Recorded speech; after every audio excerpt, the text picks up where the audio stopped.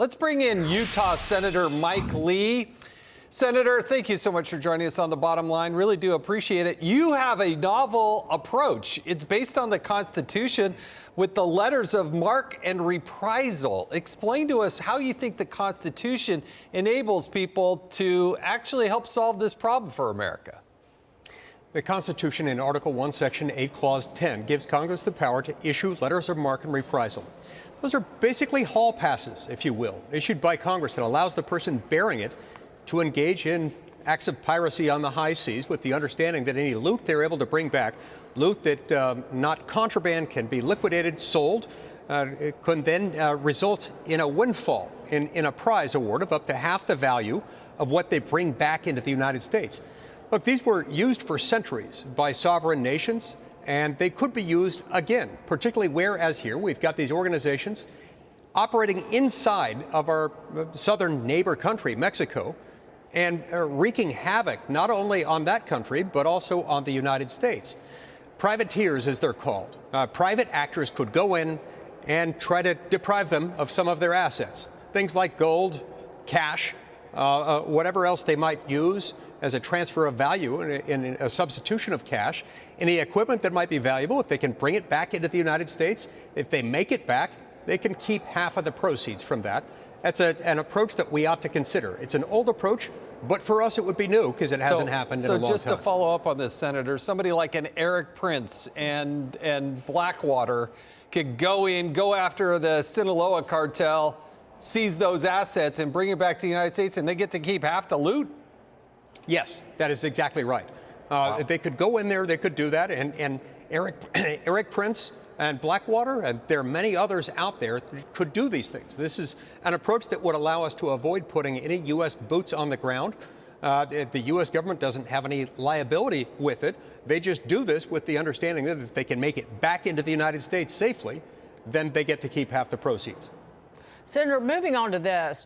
Communist China's DeepSeek makes a marginal artificial intelligence breakthrough, and boom, it is back to the style of panic pelling and hysteria hustling that we saw from the Trump is Hitler crowd. In fact, the U.S. is in the best possible position to win the AI race because Trump and the Republicans are ready to power that future. Mr. Chair of the Senate Energy and Natural Resources Committee, how can we as a nation power that future? We've got to shut down the apparatus that has been used now for a few decades to slow down permitting. When people have to go to the federal government seeking a mother may I for everything that they do, and then you make it easier for anybody who might have any reason, financial or otherwise, to shut down a project, we give them an open door to delay that project by years, sometimes decades.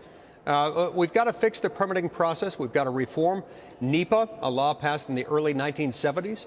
And we've got to get back to the practice of letting people in America do what they do best, which is work hard to provide for their families and make the world a better place.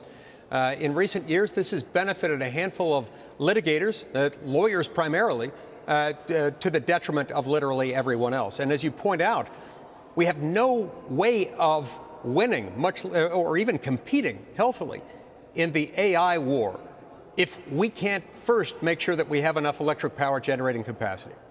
Well, as the new incoming chairman of the Energy Committee, I know you're going to make some things happen. I'm excited to see you take on that role, but you're also known for your position on the Judiciary Committee, and there are contentious hearings that are going to happen.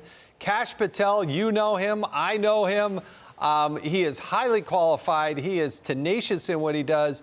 But the Democrats are really going to take him on Thursday. Give us a preview, and what do you think people should know about Kash Patel and his prospects of being the new FBI director? First of all, as you point out, Jason, this guy is eminently qualified. A former federal prosecutor, somebody who's held prominent positions in the legislative branch and in the executive branch of the U.S. government. He's got a lot of experience inside the federal government, knows where the problem areas are, and is exactly what we need to go in and clean out the FBI. A once great institution that still has good people in it, But it's been plagued by this political weaponization that has taken place with the last administration. Kash Patel is exactly who we need. Now, there are people on the other side of the aisle, some of my Democratic colleagues, who will do everything they can to smear him, to denigrate him, to try to pretend that he's anything other than eminently qualified for this position. And we're ready for them. We're ready to make the case to the American people that we need Kash Patel in the FBI, and we need him now. Senator, we're looking at the confirmed cabinet members. There are 6 there.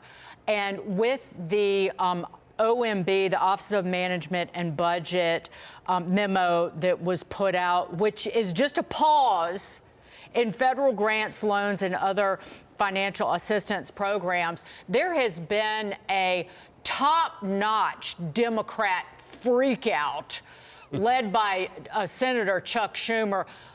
And it's hard to name a time we've seen something like this over a memo. Do you expect them to, again, I think they're holding up Russ Vote's confirmation, but is this going to be yet another excuse for them to delay the confirmation process for all of these cabinet members? And what else could be the fallout from these left-wing nuts? You know, I strongly suspect that that is exactly what they want to do. Again, that's what they've got in mind. We have to not let them do that. Because the whole reason why they don't want Russ Vote in there, it's similar to the reason why they don't want Kash Patel in his job. They know that reform is coming. They don't want to face the music on that reform. Reform is painful, especially if you believe that government spending is an unmitigated good, and the more you ratchet it up, the better off everyone is. That's what we're dealing with. The true outrage here should not be over that memo, should not be over that pause and the review that's taking place in its wake. The true outrage should be that other presidents haven't done this at the beginning of their administrations. There ought to be a pause where we look at where money is going to make sure that it's not being wasted, and that's what they're trying to do. Well, Senator, I'm glad you're on top of it. I do. Personally, if I had it my way, there should be one Congress and one budget. Take 2 years to do that and do it as a zero-based budget and start from scratch and say, all right, let's justify your existence each and every time. That would go a long way. And your version of the balanced budget amendment is the best one we've seen. They also should look at that. Senator Lee, you've been generous with your time. Thanks, yes, and good luck with the hearings coming up. Appreciate it. Senator Mike Lee from Utah. Thank you very much. We hope to see you more often, Senator Lee. It was a true pleasure. Thank you, sir.